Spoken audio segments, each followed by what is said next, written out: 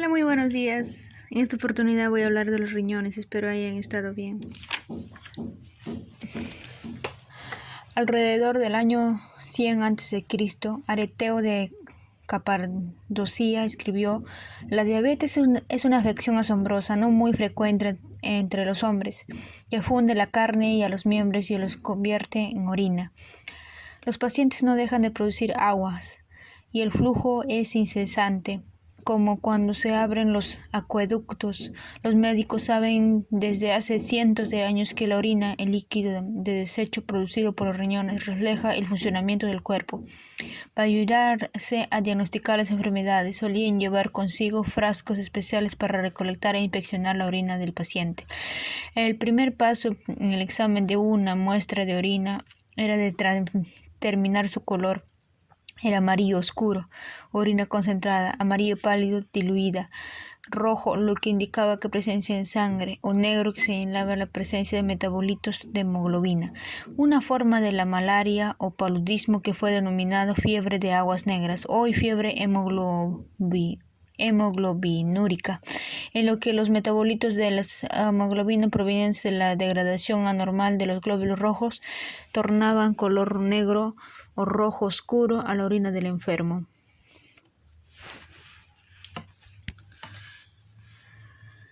Los médicos también inspeccionaban el aspecto de la orina, la presencia de espuma, que indica la existencia normal de proteínas, el color y aún el sabor. Lo que no querían probar el sabor de la orina ellos mismos. Les otorgaba ese privilegio a sus alumnos. Cuando el médico no tenía alumnos, podía exponer la orina al insecto y observar su reacción. Es probable que la prueba del sabor y de la orina para detectar la diabetes mellitus, históricamente conocida como la enfermedad de la orina dulce, sea el ejemplo de los famosos de uso como método de diagnóstico. La diabetes es una enfermedad endocrina característicamente. Funciones de los riñones. Si se les pregunta a las personas en la calle cuál es la función principal del riñón, es probable que responda la eliminación de desechos orgánicos. En realidad, la función más importante del riñón es la regulación homeostática del contenido de aguas y iones de la sangre, también llamado equilibrio hidrosalino o el equilibrio hidroelectrolítico. Las eliminaciones de los desechos orgánicos es importante para las alteraciones del volumen de la sangre o de los niveles iónicos pueden causar problemas graves antes de que la acumulación de desechos metabólicos alcance niveles tóxicos. Los riñones mantienen la concentración sanguínea de agua y iones en niveles normales a través del equilibrio entre la captación de estas sustancias y excreción urinaria, de acuerdo con el principio de equilibrio de masas. La función renal puede dividirse en 6 áreas generales. Regulación del volumen de líquido extracelular y de la presión arterial. Cuando el volumen de líquido extracelular o LEC disminuye, la presión arterial también se reduce. Si ambos disminuyen demasiado, el cuerpo no puede mantener el flujo sanguíneo adecuado para irrigar el cerebro y otros órganos. Los riñones trabajan en conjunto con el aparato cardiovascular para lograr la presión arterial y la perfusión tisular se mantenga dentro de los valores aceptables. Regulación de la osmolaridad. El cuerpo integra funciones renal con ciertos comportamientos, como la sed, para mantener la osmolaridad de la sangre, un valor cerca de 290 MOSM. En el capítulo más adelante se analizará las vías reflejas que regulan el volumen del líquido extracelular y la osmolaridad. Mantenimiento del equilibrio iónico. Los riñones mantienen las concentraciones de los iones fundamentales dentro de un rango normal al equilibrar la captación de la ingesta y la eliminación urinaria. El sodio es el principal ion que participa en la regulación del volumen de líquidos extracelulares y de la osmolaridad. La concentración de potasio y de calcio también se regulan en forma estricta. En el capítulo más adelante se analizará el control renal del equilibrio entre el sodio y el potasio. Regulación del pH. En condiciones normales el pH del plasma se mantiene dentro del rango estrecho. Y si el líquido extracelular se torna demasiado ácido, los riñones eliminan hidrógeno y retienen iones bicarbonato que actúan como amortiguador de buffer del pH. Por el contrario, cuando el líquido extracelular se torna muy alcalino, los riñones eliminan dióxido de cloro y retienen hidrógeno. Estos órganos desempeñan un papel fundamental en la homeostasis del pH, pero no corrigen las alteraciones de la manera tan rápida como hacen los pulmones, como se verán más adelante. Excreción de desecho. Los riñones eliminan los productos de desecho, metabolitos, sustancias extrañas al organismo, como los fármacos y las toxinas ambientales. Los desechos metabolíticos incluyen la creatinina proveniente del metabolismo muscular y la urea del ácido úrico, que son los desechos nitrogenados. Un metabolismo de la hemoglobina llamado urobilinógeno le otorga a la orina su característica color amarillo. Las hormonas son otras sustancias endógenas que los riñones eliminan de la sangre. Entre las sustancias extrañas de los riñones eliminan en forma activa se encuentra la sacarina, un edulcorante artificial, y el anión benzonato, que forma parte del conservante llamado benzoato. Que forma parte del conservante llamado benzoato de potasio y se ingiere cada vez que se bebe una gaseosa dietética. Producción de hormonas. Aunque los riñones no son glándulas endocrinas, desempeñan un papel fundamental en 3 procesos endocrinos. Las células renales sintetizan eritropoyetina, la hormona citocina, que regula la síntesis de glóbulos rojos. También liberan renina, una enzima que regula la reducción de hormonas que persiguen la homeostasis, la presión arterial del equilibrio. Las enzimas renales ayudan a convertir vitamina D en hormona de regulación del equilibrio de calcio. Los riñones, como muchos otros órganos del cuerpo, tienen una enorme capacidad de reserva. Según la mayoría de los cálculos, se deben perder casi 3/4 partes de función renal antes de que comience a afectarse la homeostasis. Muchas personas tienen una función renal perfectamente normal, con un solo riñón. Entre otras personas, 1 por cada 1000 que nacen con un solo riñón. El otro no se desarrolla durante la gestación y las que donan uno de sus riñones para trasplante. Anatomía del aparato urinario. El aparato urinario está formado por los riñones, los uréteres, la vejiga y la uretra. Para comenzar, se puede seguir la ruta de que sigue una gota de agua en su camino desde el plasma hasta su excreción en la orina. En la etapa de producción de orina, el agua y los solutos pasan por el plasma a los túbulos huecos, nefronas, que conforman las masas de ambos riñones. Estos túbulos huecos, llamadas nefronas, modifican la composición del líquido a medida que pasa a través de ellos. El líquido modificado abandona el riñón y entra en el conducto llamado uréter. De cada riñón sale un uréter y se dirige a la vejiga. Esta se expande y se llena con orina hasta que por acción refleja se contrae y expulsa la orina a través de un conducto único, la uretra. Los hombres, la uretra atraviesa por el cuerpo del pene para llegar hasta el exterior. En las mujeres, el orificio uretral delante de los orificios vaginal y anal.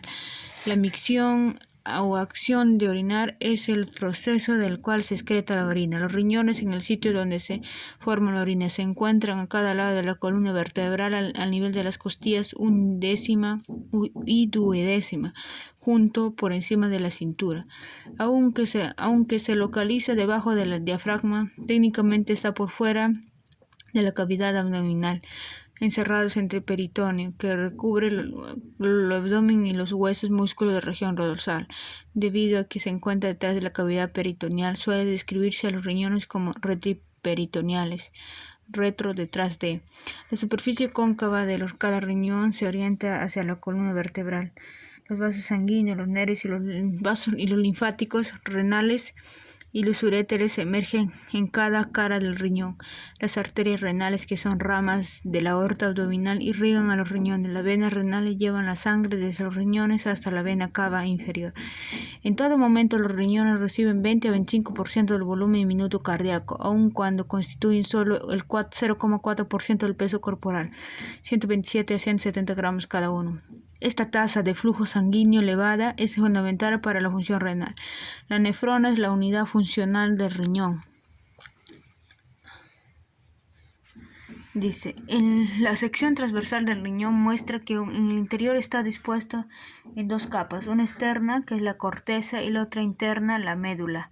Estas capas están compuestas por una disposición organizada de túbulos microscópicos denominados nefronas. Alrededor del 80% de ellas se encuentran casi en su totalidad dentro de la corteza, nefronas corticales. El 20% restante son las nefronas yuxtamedulares, penetran en la médula. La nefrona es la unidad funcional del riñón, una unidad funcional más pequeña que puede llevar a cabo todas las funciones de un órgano. Cada una del millón de nefronas,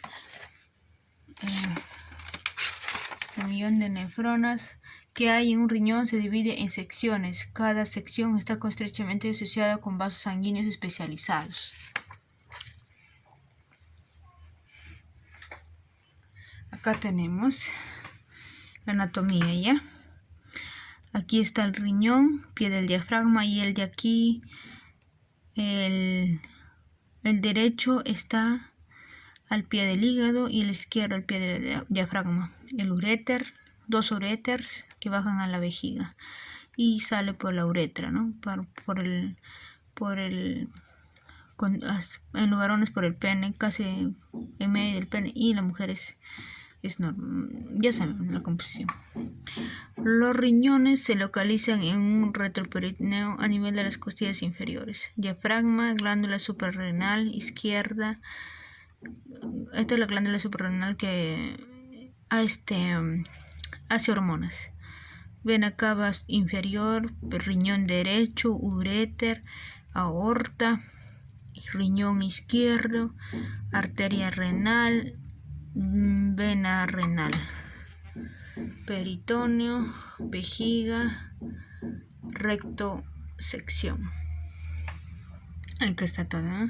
Y aquí sigue la otra. O sea, de aquí lo partieron un corte y hemos visto que acá está la corteza, la médula, la pelvis renal, el uréter, cápsula, nefronas, esos pequeñitos que hay.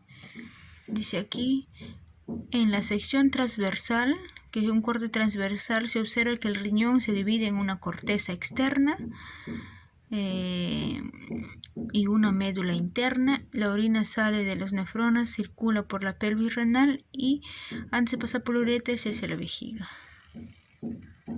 Acá, las arterias renales llevan la sangre hacia la corteza renal.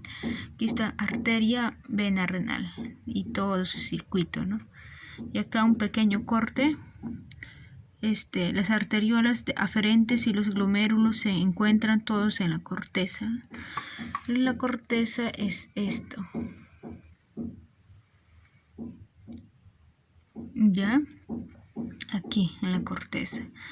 Arteria arcuata, vena acuata, arterias aferentes, glomérulo, nefrona. Ahí está la nefrona, nefrona cortical, y la nefrona, la otra se llama la nefrona yuxtamedular, ¿no?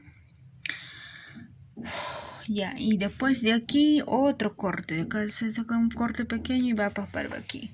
Acá tenemos la corteza, la médula, y acá tenemos las arteriolas, las nefronas. Algunas nefronas llegan a la profundidad hasta el inferior de la médula, hasta el inferior de la médula. Cada nefrona tiene dos arteriolas y dos grupos de capilares asociados. Arteriola aferente, aparato yuxtamedular. Esta arteriola aferente, glomérulo, capilares. Glomérulo, que es los capilares. Y capilares peritubulares, nefrona yuxtamedular y los vasos rectos, los capilares peritubulares, glomérulo, vasos rectos, conducto recolector, asa de Henle. Y acá seguimos subiendo. Los capilares de los glomérulos forman una masa similar a un ovillo glomérulo, como si fuera un ovillo. Parte de la nefrona. Cápsula de Bowman, inicio de la rama descendente del asa. Túbulo proximal, rama ascendente, asa de Henle. Túbulo distal, terminación de la rama ascendente de asa, conducto recolector a la vejiga.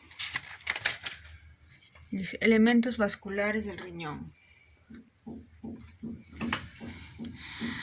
La sangre ingresa al riñón a través de la arteria renal, antes de circular por las pequeñas arterias y luego pasar a la corteza.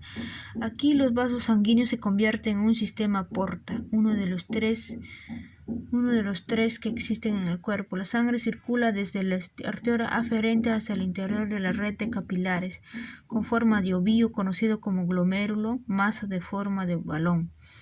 La sangre que sale del glomérulo ingresa a la arteria aferente y luego al conjunto de capilares peritubulares alrededor, que rodea a los túbulos. En la nefrona yuxtamedulares, los largos capilares peritubulares llegan hasta el interior de la médula, se denominan vasos rectos.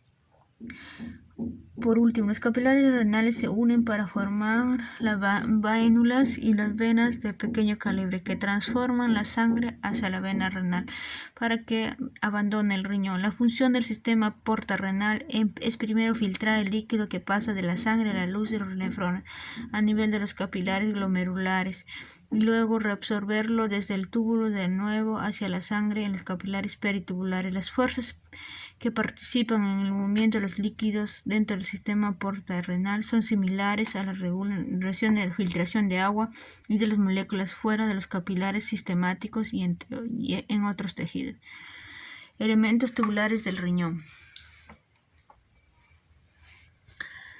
La nefrona comienza con una estructura hueca, con una forma de balón llamado cápsula de Bowman, que rodea el glomérulo. El endotelio del glomérulo se fusiona con el de la cápsula de Bowman, de manera que el líquido que se filtra de los capilares pasa directamente a la luz del túbulo. La combinación de la cápsula de Bowman con el glomérulo se denomina corpúsculo renal.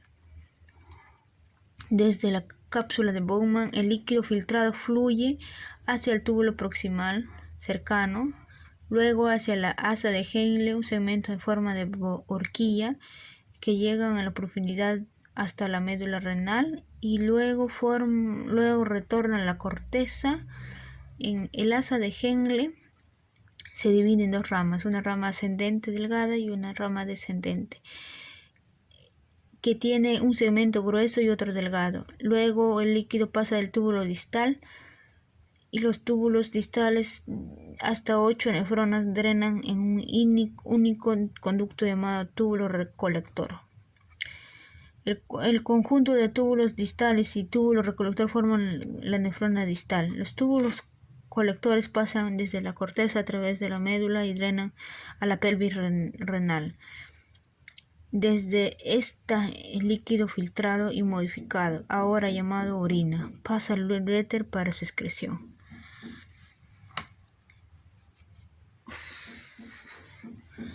En la figura, nótese cómo la nefrona se retuerce y pliegue sobre sí misma de manera tal que la parte final de la rama ascendente del asa de Henle pasa entre las arterioles aferente y eferente, región que se conoce como aparato yuxtaglomerular.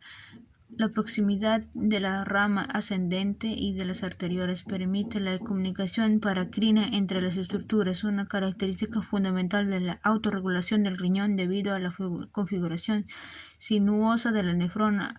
Hace difícil seguir el recorrido del líquido con las figuras restantes.